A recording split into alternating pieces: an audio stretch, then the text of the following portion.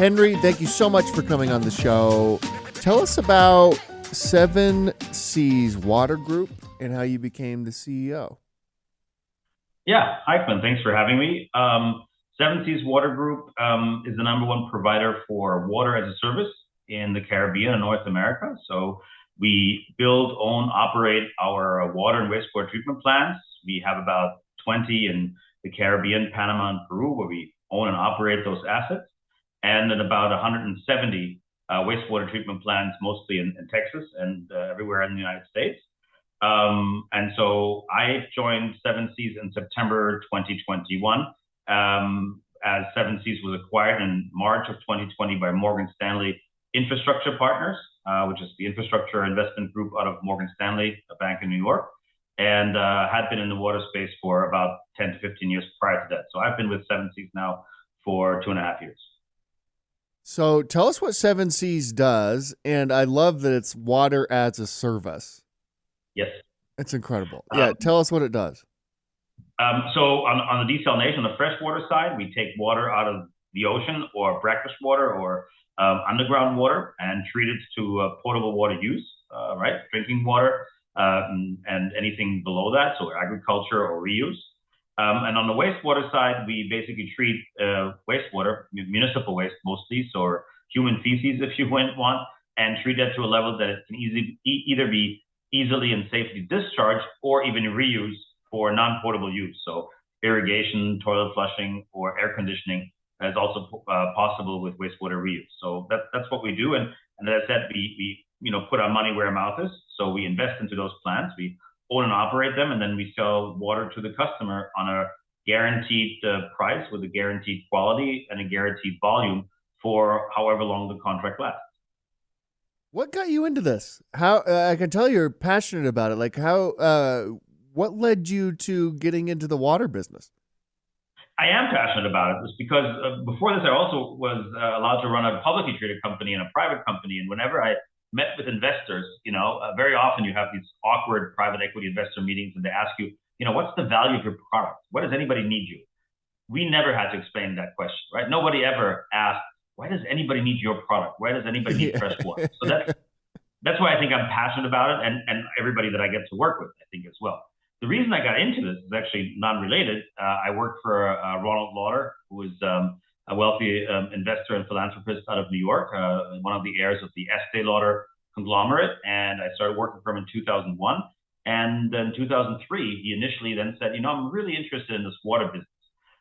For him, it was the oil of the 21st century, the key to peace in the Middle East, really, doing well while doing good.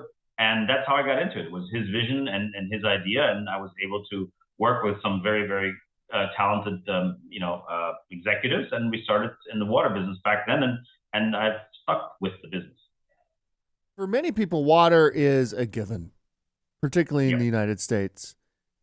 But can you tell us around the world how precious it's a precious resource for every human being. We need water, right? Like I'm drinking water right now. But can you tell us how it's not as widely available everywhere as it is like in the United States and kind of the more developed countries? Can you talk about water accessibility a bit? For sure. So even in the U.S., right? Everybody talks about a climate crisis. I would actually say we talk about a water crisis. Water is abundant where you don't need it and not enough where you do need it. So it always seems to be at the wrong place at the wrong time when you talk about floods and droughts. So we have that in the United States. We have more and more stringent regulations. I think they can be more stringent at some points. Everybody's aware of Flint, Michigan, and Jackson, Mississippi, and other places. And more industrial clients having to reuse water and maybe even become what we call now water positive, right? Where you actually use less water than you ultimately treat. But you're absolutely right. People in non-developed or less developed areas are very aware of the scarcity of water and what it does to, the lack of social mobility, of economic well-being. And even in New York City, people don't know what they pay for their water because it is included in their rent or in their maintenance fee. So if a good is not priced, it's ultimately wasted. And I think that's a huge mistake. Even if nobody wants to raise the price of water, people should be aware how much it costs and and how much they use. So depending on where you even live in the United States, you are more or less aware of its price and of its value to what you do on a daily basis. You said something really interesting there, where you said it's abundant where we don't need it, and scarce where we do need it. Yes. How do you fix that problem?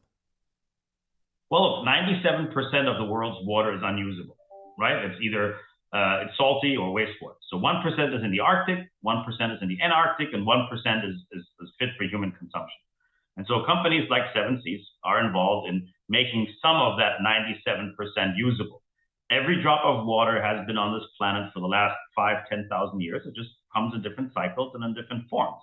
So we are involved in making that water usable, whether it's desalination, whether it's wastewater reuse, whether it's industrial wastewater treatment.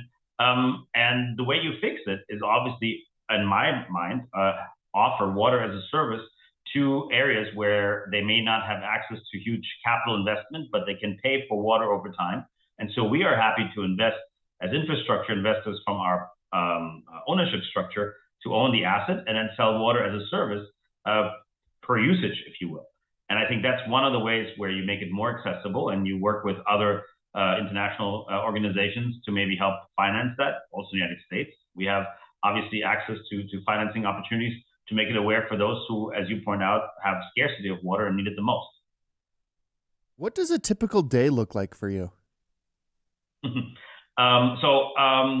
Unfortunately or fortunately, we are remote like most people. So we are water headquarters are in Tampa, Florida. Our wastewater headquarters are in Houston, Texas. And I and our most of our senior executive team, we travel. So normally on a Monday, I go down to Tampa and I come back on a Friday. I spend time in our office in Houston sometimes, and on the wastewater side, and very often I fly to locations. So in the Caribbean with customers in the United States and in Latin and Central America. So I do a lot of travel. So my typical day is going to the airport, travel, and then spending the week wherever we think I and the team is needed. And then I come back and try to spend the weekend at home. Those Caribbean trips must be rough. You know, what is rough is everybody else is going there on their flip flops and you sit there with a suit and or not in flip flops and you become envious. But it's not the worst of locations you can possibly go to. That's right. And once you get there, it's really nice to deal with local folks as well. As CEO, how do you decide where to spend your time? Where do you how do you decide, like, hey, this is what I'm going to focus on now over anything else? Because I'm sure you could focus on a million different things. How do you decide to, like, this is what I'm going to spend my time on? So I think I'm very much focused on where I hope I can make the biggest impact on the business development and strategic side, where there are strategic projects and opportunities for us to focus on, and that have a near term return on investment on my and other people's sides and time. However, I think I was joking with somebody. Normally, nobody calls you as a CEO and says, "Hey, I have great news." Right? Normally, people call you because there's something to be fixed and something that you have to help the organization or your client overcome. And very often, that's how I think I spend my time. So on the one hand, growing the business, working with the senior leadership team and other folks to grow and to get better at what we do. And on the other hand, sometimes, making sure that the fires are not getting too large and that ultimately we, have a long-term growth perspective and continue to focus on what's of most value to the organization and to our clients. How do you stay motivated? This is, I mean, I imagine, like, the problem and the issue and what you're trying to solve is so motivating on itself, but on, like, a day-to-day, weekly, monthly basis, how do you stay motivated as a CEO and leader? What motivates me the most is success. The success with others is to feel not necessarily signing a contract. That's obviously nice too, but success and seeing that we're making progress. Feeling that other people enjoy their day to day, right? Most people, as you probably know, can go to work and want to, get a paycheck. But what keeps people at work is that they enjoy what they do, that there's meaning in what they do, that they like either their boss or their colleagues or the people that report to them, because otherwise they very often would prefer to stay home with their family. And so that's the second part that motivates me. I have 3 kids and I want to lead by example, and I want to make sure that they see that there's something good that we can do in the world and have a job and provide and motivates me as well to provide for them. So on the one hand, growing the organization and seeing the success I hope enjoyable moments in our colleagues' eyes, but at the same time also being motivated to do the best that I can as a father to my children. How do you define culture in your company? I think again, creating an environment where people are happy, but the values that we represent are followed. I think that's the definition of culture. We just had these discussions of making sure that we obviously don't cut corners. We always question the status quo. One of the things that I dislike the most is when people say, or you ask them, why have you done this, or why are we doing this? And then the answer is, oh, because we've always done it that way. I think to open up and just question the status quo is a big part of the culture. That does not mean that it's mutiny, but it does mean that everybody can be asked and questioned about what they're doing. And hopefully, three people always know more than two. So making things better. An open culture where people can talk, where people ultimately focus on what's best for the customer. And again, come to work because they enjoy showing up at 8 or 9 and they don't dread it. And I think that's part of a very healthy company culture.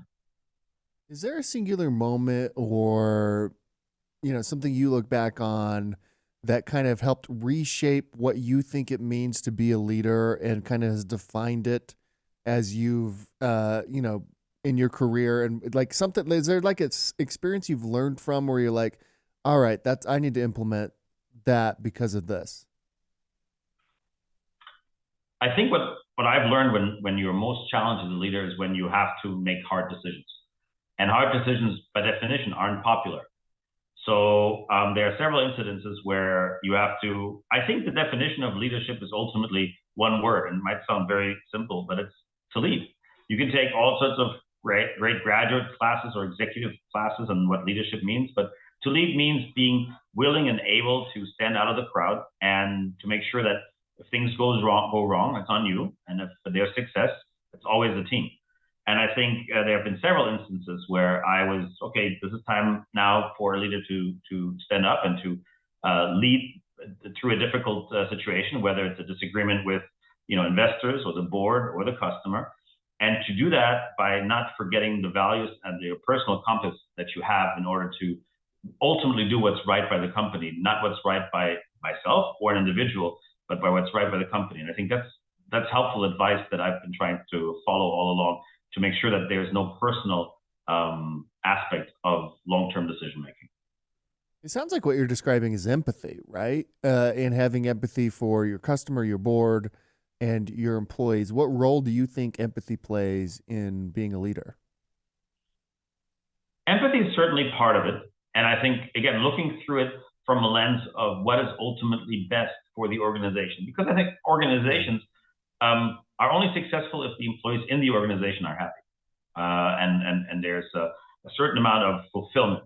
So I think empathy plays a big role. But as with everything, I think we have to be careful not to only look through everything from one prism, right? It's not only empathy. It's a combination of several things. But I think empathy is an important aspect of doing the right thing.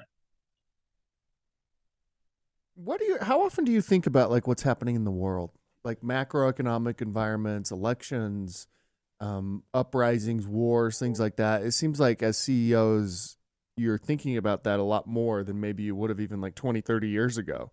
How much time do you spend on like macroeconomic factors versus what's happening inside your company? Every day, a lot.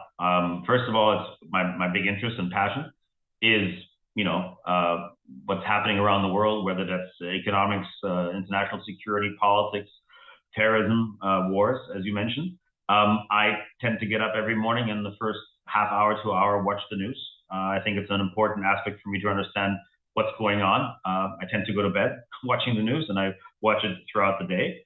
I spend a lot of time on it, and I think if you are in meetings and if you understand what also triggers people, then I think it's an important aspect of your meeting. If there are things that happening around the world in certain communities, and how that affects people's decision making and well-being, I think that can only be helpful. And obviously, the U.S. election will play an important, immensely important role in how this country and therefore the world will handle the next 6 to 12 months. So I spend a whole lot of time thinking and paying attention to those aspects.